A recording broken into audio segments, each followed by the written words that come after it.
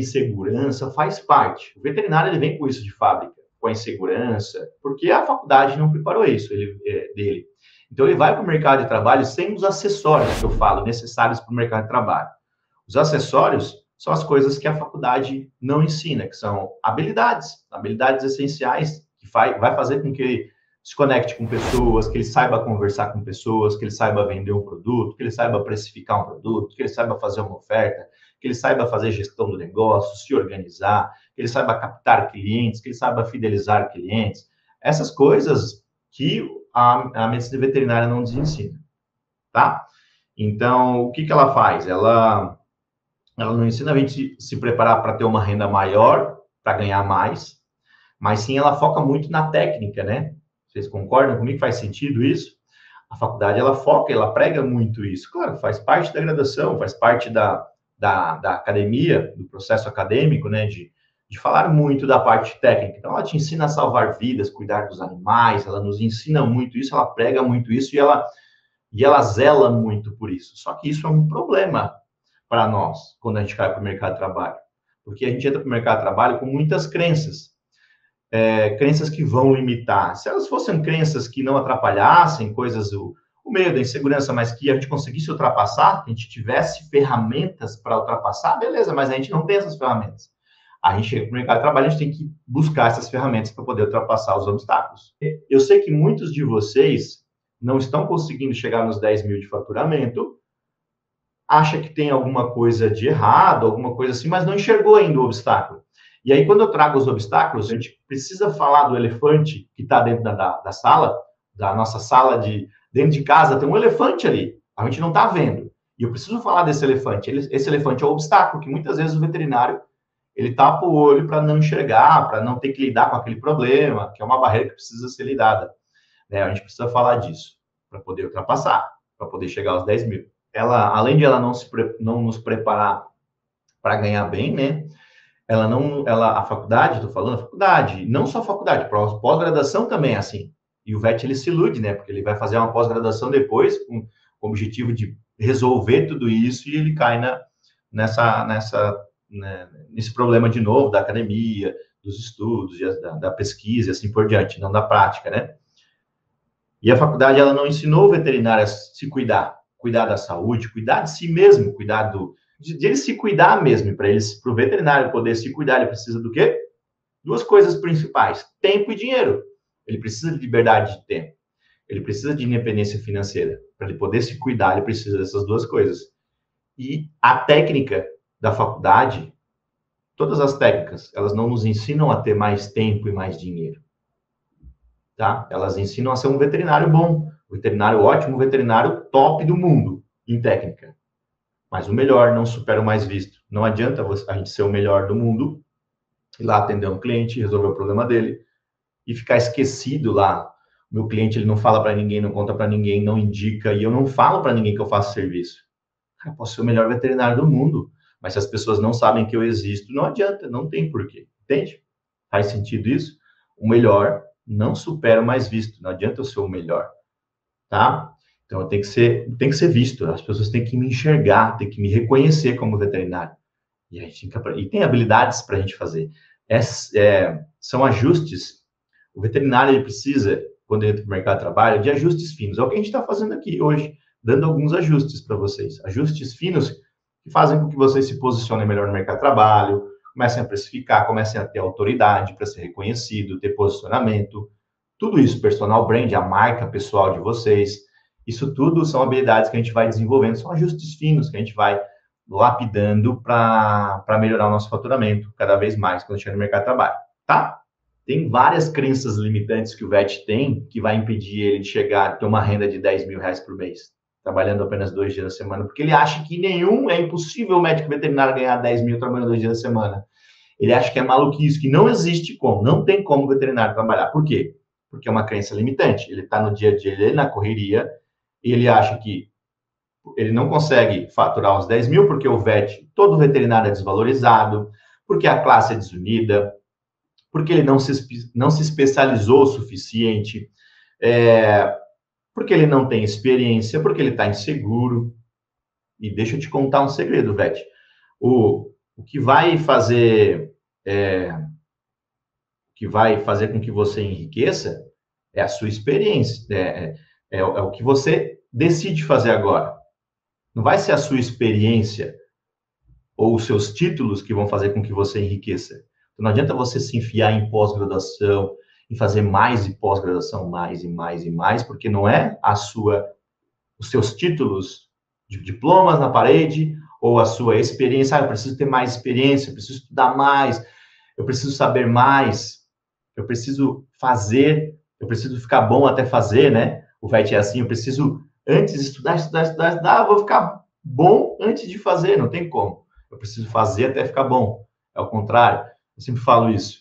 Então, antes de mais nada, é a prática. Então, essas são crenças limitantes que o veterinário tem. Ele confunde isso e aqui é a primeira trava dele, a primeira crença. Como uma crença limitante é alguma coisa que ele acredita que limita ele. Então, ele acredita nisso, que todo médico veterinário é desvalorizado, que a classe é desunida, que isso, aquilo. Ele só enxerga o problema.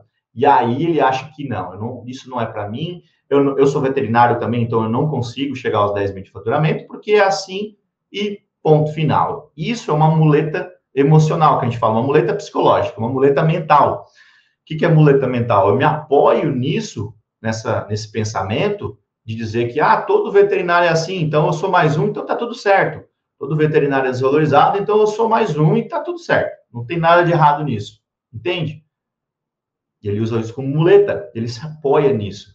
E aí, esse apoio mental que eu falo, de ele se apoiar e usar isso como muleta, faz com que ele não cresça, faz com que ele não vá para frente, porque ele imita o comportamento dos demais veterinários, da maioria dos 150 mil. Realmente, existe muita desvalorização, existe muita desunião na medicina veterinária.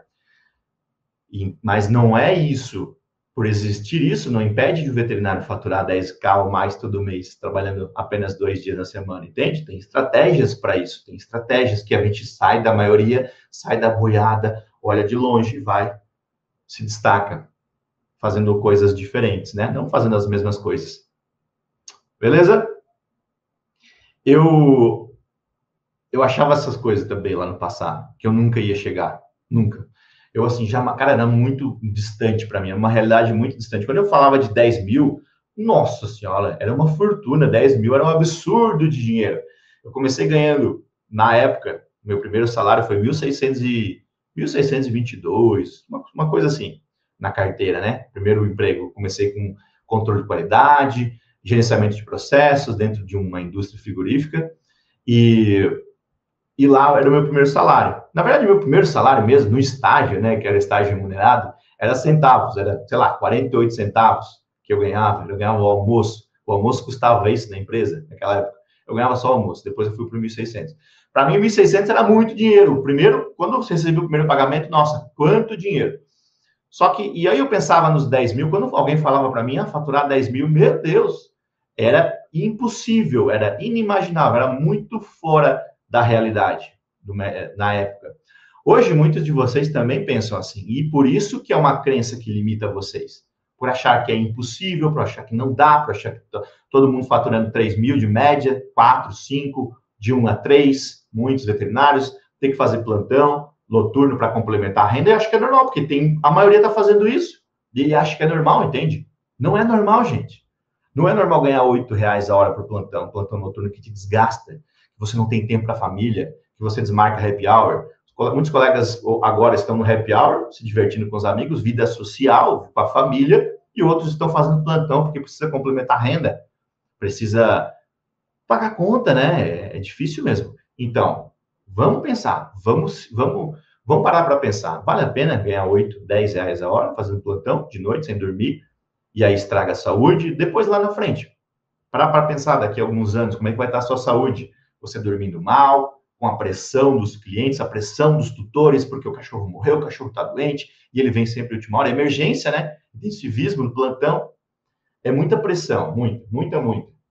E, obviamente, que o salário não condiz, não tem nada a ver com o que ele faz, né? O salário de ganhar R$8 a hora é ridículo, é absurdo, é escroto, é bizarro. Não tem adjetivo para a gente explicar isso. Eu fico chateado quando eu começo a falar disso. Não sou contra, é importante, só que precisa ter mais valorização. Só que começa da gente, precisa criar essas habilidades para poder ser valorizado, tá? Então, eu demorei lá no passado, também achava que era muito difícil, que eu não ia conseguir. Eu demorei muito tempo para encontrar, para descobrir isso. Mais de 6 anos. Se eu tivesse um mentor lá no passado que me falasse isso, seria muito mais fácil. Eu não ia precisar passar por tudo que eu passei, por 6 áreas diferentes para descobrir isso, né? Eu passei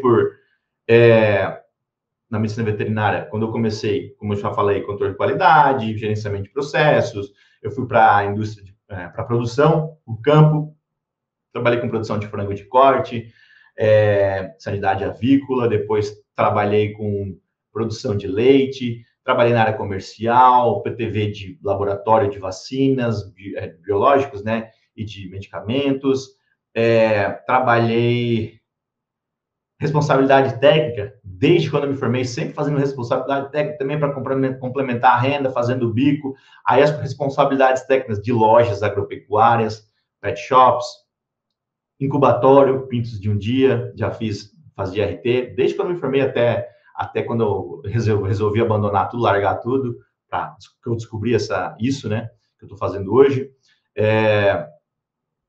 Leilão de gado, também fazia RT, então era uma loucura, gente, era uma loucura. Eu vivia trabalhando igual maluco, trabalhava até noite, igual vocês fazem hoje, né? Trabalham direto. Quantos de vocês aqui trabalham no final de semana? Amanhã vai trabalhar feriado, e aí dia dos pais em agosto vai trabalhar, Natal vai trabalhar, sem tempo, o Daniel falou aí, não tem tempo, não tem liberdade de tempo, não consegue controlar a agenda e não tem independência financeira daí, porque uma coisa leva a outra, né? Anotem essa frase, Vete. Notem, é importante. O veterinário que vende o seu tempo, ele não tem tempo para ganhar dinheiro. Então, quando ele começa a vender o tempo dele para o patrão, para a CLT, ele não tem tempo para ganhar dinheiro. Ele está vendendo o tempo dele. Ele está dividindo lucros, o lucro não é dele. Ele está colocando dinheiro na mão dos patrões.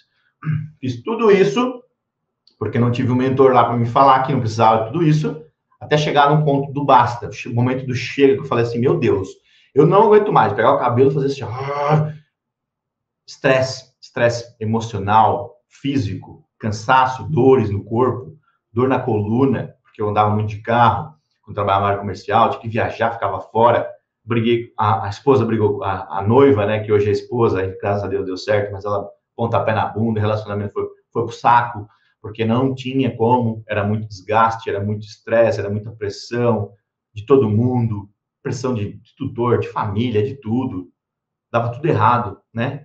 Então chegou uma hora que eu falei assim, eu estava doente já, colesterol alto, peso lá nas alturas, não conseguia cuidar da minha saúde, não tinha tempo para minha saúde. E aí eu falei assim, não, chega, hoje, daqui para frente, não, eu não aguento mais, chega. Eu não vou me submeter mais a isso. E aí eu coloquei um ponto nisso, ponto final. Mas sabe quando que eu falei isso, que eu consegui fazer isso? Foi o momento que eu parei e respirei. Eu estava naquela correria, foi final de ano isso, foi um final, não lembro o ano, mas foi um final de ano que eu teve recesso, final de ano, parou ali por causa do Natal e tal. E aí nesse recesso eu parei, respirei e falei assim, cara, o que eu posso fazer para mudar a minha situação? Eu não posso continuar fazendo as mesmas coisas e esperar que a pomba branca vai descer na minha frente e vai acontecer um milagre. Não tem como. Eu preciso fazer alguma coisa diferente para mudar a minha situação. Foi aí que eu descobri, tá?